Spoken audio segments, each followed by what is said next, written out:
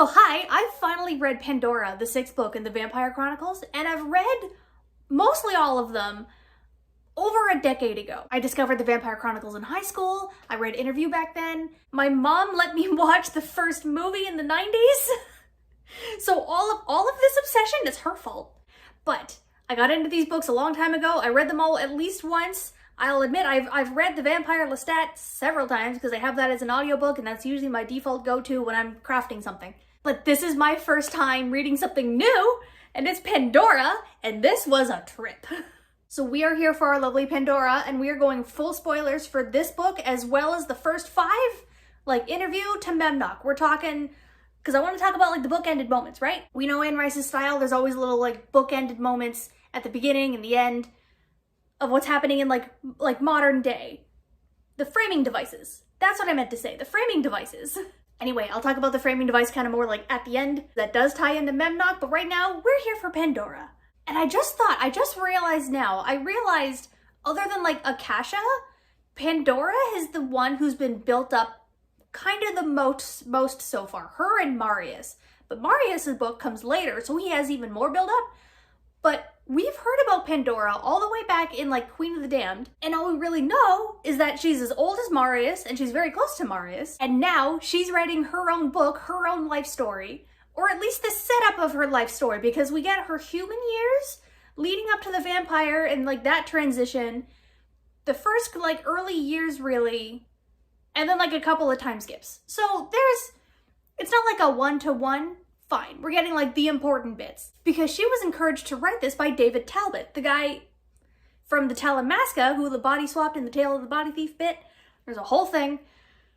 But David is basically going around collecting all of these vampire stories, and I like to imagine that now that he's in it, since Louis and Lestat kind of started this trend of writing these books, I'm just gonna continue it and I'm just gonna document everyone's stories. I don't know what Daniel Malloy is doing. He hasn't been mentioned for a while, I just realized. And I'm also realized Daniel hasn't been mentioned because I'm watching the AMC show, which I'm loving, but also I don't remember where Daniel is right now. We're not here for Daniel, we're here for Pandora.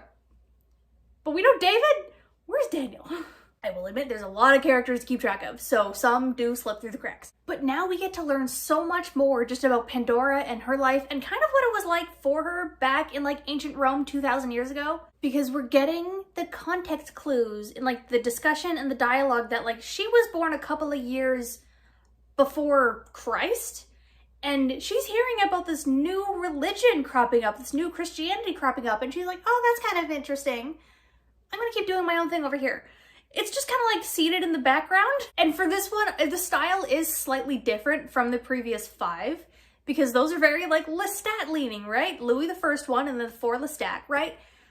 This one is so different. I think it was just a refresh that we kind of needed because Pandora is the first, not the first female vampire we know. She's the first POV vampire, the first point of view, the first woman who gets her own point of view book. That's what I'm trying to say. Because we know Claudia, obviously, and we know Gabrielle, but their stories are told through Louis and Lestat. Pandora is herself telling her own story. She's writing it down for David to read later. He's not dictating it later on or something. We're getting her first account of it. And she is your sassy, independent, sex-loving woman in 2,000 years ago Rome. She's been married and divorced twice, and she doesn't care.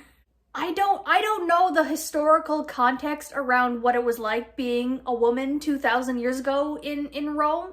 I can't imagine it would have actually been this easy. But I do know that I think they had some liberties. I'm not a historical expert on that part. And in regards to just her character that we finally kind of get to know through her eyes, she is so fiercely independent and argumentative that it almost comes across comical at times. And I only say that because it's so refreshing. We needed this. We needed her. It's such a different vibe between this one and the first 5. They're at an angle because obviously there's a space here, I'm sorry. But the first 5 here, that this is just melancholy, this is sadness, this is heartbreak.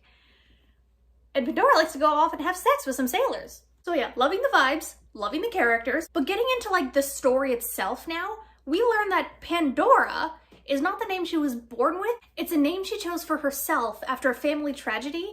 And by family tragedy feels a little too small because it was literally her entire family getting wiped out of history. Everyone is dead. Her dad's getting slaughtered. She's watching it through the windows. Her brothers are all dead. All the nieces and nephews, all of them gone. And they're just being killed by like the Emperor's men. And there's some seedy underbelly reasoning that she doesn't know yet. She notes it, but she doesn't know it yet because she has to get the fuck out of Dodge, get the fuck out of Rome. So her entire family is wiped out, but her dad manages to help her escape with some friends that he has, and she goes off to Greece. Hi, Coraline. I think I woke up my cat. But it turns out, while she's at Greece, she runs into the same city. Admittedly, a few coincidences kind of happen, but it's a story, we go with it. She happens to run into her brother, who survived, but not quite, like, happily, like, yeah, you're alive, you survived. He planned the whole thing. He's the reason their family is dead. Including his own kids?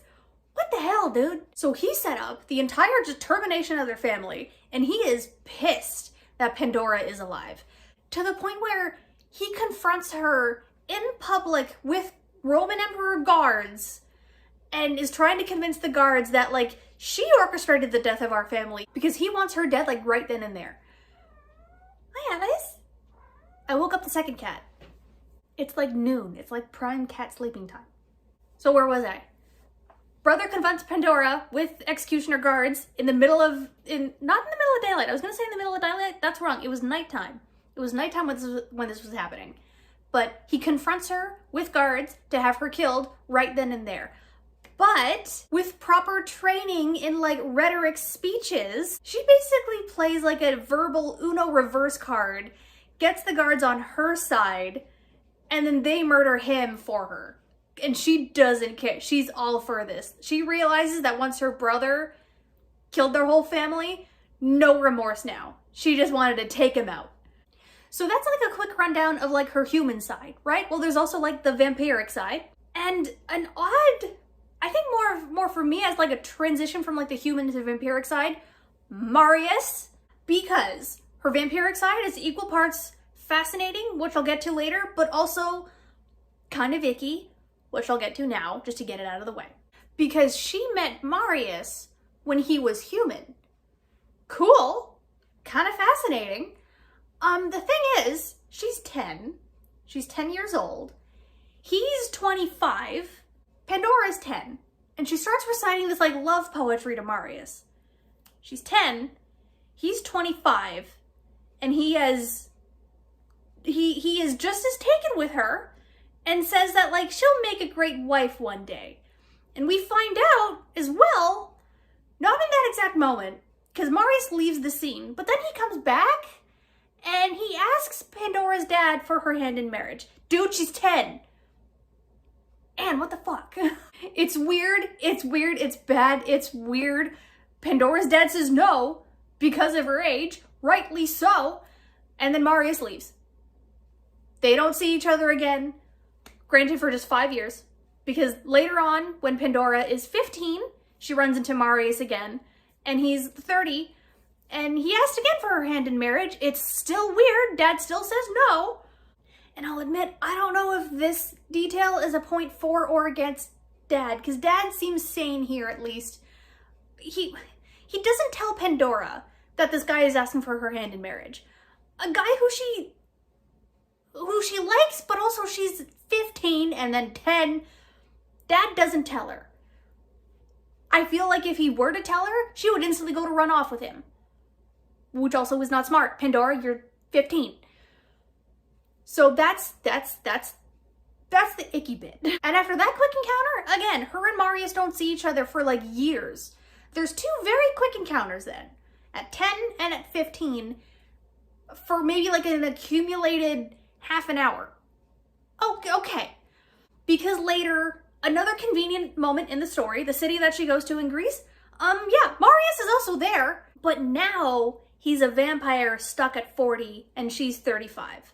That age gap makes so much more sense. And Marius is still taken with her. he still admires her and loves her in that Anne Ricean way, especially now that he's a vampire, that only the Anne Rice vampires can. But it's, Marius, you knew this person when she was a 10-year-old girl. It's weird. But at this point, at 35, independent and sexually liberated, Pandora also doesn't care. She's got Marius now. Okay. Now, calming down for a second, I won't dwell on it too much because we know that, like, Anne Rice romances, they're always a little unconventional, they're always a little weird. This one is a little weird, but I'm trying to rationalize it in my brain with the sense that Marius really wasn't in her human life at all. They met twice. I still get that stuck in my head of like, she's 10. But they met twice, and he wasn't there to like raise her. He didn't groom her. That's what I'm trying to like dance around. That didn't happen. It starts off weird, but it eventually smooths out into a normal romance anyway. It's consenting on both parties. They're both adults, independent of each other, raised independent of each other. Okay, we can move on from that. It's weird, but okay. Side note, I'm also now reading The Vampire Armand. Wow. Now the fascinating part about her like vampiric history is that she's having dreams of a past life where she was a black man and a vampire already who burnt up in the sunlight. Like a couple of thousand years ago. She had a past life where she was a man, and she's even woken up now and then going, my body feels weird and wrong because I missed that past life. We got body dysmorphia. And also the coolest part is that in that past life, he knew Akasha. He knew about Akasha, tried to escape some horrible fate, got stuck in the sunlight, burned up into ashes, and then was reborn in Pandora. And the coolest part too is that Pandora is kind of unconsciously chasing after Akasha to reunite with her because she has those past memories. But also, Akasha is kind of reaching out to her through these memories to unlock them in her dreams, to draw Pandora to her, to also reunite her with Marius. Because it's Akasha, she knows their history because she knows Marius. So Akasha is trying to draw them together for two reasons. One, to protect herself, because two, she knows that Marius is getting lonely and isn't in a great mental state and might abandon them. So she's doing it for her own self-preservation because Marius is lonely. Okay, that's cute. I like that chessboard. I don't know if I should call it cute. I probably shouldn't call it cute. It's very manipulative. But also, like, Akasha is trying to reunite them because Marius is lonely. Son of a bitch. So after some action, after some shenanigans, after some reuniting, she's still human at the moment, but after she's attacked by this like rogue, burnt up vampire, while human Pandora is protecting Akasha from this burnt up vampire guy who's just trying to get to Akasha, Pandora is wounded, drained of a lot of her blood by that burnt up dude. I don't think he gets a name. He doesn't get a name. He doesn't last that long. Pandora is then turned into a vampire by Akasha's blood and Marius's blood. Mostly Marius. He's like her maker, I think. But she also instantly gets an infusion of Akasha's blood. So this girl is tough from the get-go. And after all of that, Pandora and Marius then see themselves as husband and wife. They reunite. It is quite romantic. It is kind of nice. And the main point I'll make is that when they're independent of each other and they're on equal footing, I do like that dynamic. I do like the overall initial vibe, intention of their dynamic. But of course, it's an Anne Rice tragedy. Things don't work out. They argue all the time and they split. I love it. And then they meet one more time before modern day, before they have books or even like written, before Louis does his thing. They meet one more time, again, just like by accident. This makes a little more sense though, because it's like the 17 or 1800s, and they both kind of happen to end up at the same ball. And it feels like a little coincidentally, but also like when you're an immortal vampire living that long, paths are bound to be crossed. I mean, okay. And that reunion, their love and yearning and wanting for each other is so palpable and heartbreaking.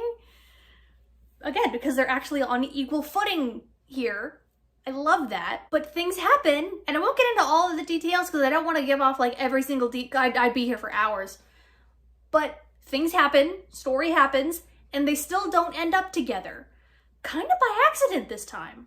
And I love that. I love that. Give me the tragedy, give me the heartbreak on equal footing. Just to round it up. Like, just to round up that, their relationship started off icky, and I don't care if it was the norm back then, it's still weird, it's still wrong. It started off icky, but when they're on equal, independent footing, I like that. So that's the main bulk of the text, right? That's all of Pandora's stuff. I left out a lot of details though, so like you can enjoy the ride yourself. But going back to the framing device really quick, just for like a quick point, because it is kind of quick in this one too, but we do get that framing device to kind of like plant us in the Vampire Chronicles timeline. At the end of Memnoch, you know how Lestat was like chained up somewhere to just not go raving to the public, and he was just left up chained there for like weeks at a time, and then he wakes up and the chains are gone and he leaves? Well, he went back to Dora's church, Dora from Memnoch, and he's just lying on the ground by the altar. He's just lying there. And vampires do that sometimes. They can like crawl themselves into the dirt or get a nice coffin to just like sleep for hundreds of years at a time. And Lestat is just doing that now. He's just sleeping. He's just comatose. He's just lying there. And no one knows what to do. No one knows how to help him. Not that they really helped him before, chaining him up in a little corner to just not cause a ruckus. They've basically covered all of the windows, and that's kind of it, because like they don't want to like disturb him either. But even Louis can't get a reaction out of him. Like, our boy is just sleeping off the trauma, and after Memnoch, fair. So yeah, that's Pandora. Granted, not every single detail, like I said, so you can go and enjoy like the ride yourself. I got through like some of the bigger plot points. It's fresh, it's fun, it's definitely a rejuvenating story that I think the Chronicles needed at the moment, especially with how bleak Memnoch was. I think Anne Rice kind of wanted to like lighten the mood a little bit and have a little fun, while our boy Lestat is just taking a hell of a power nap. But anyway, I'm gonna sign off. Feel free to like and subscribe if you enjoy my rambly little recaps. But at the moment, like I said, I'm reading The Vampire Armand, right? It's on the shelf over there by my little reading chair. Yeah, I don't know how to feel about Marius.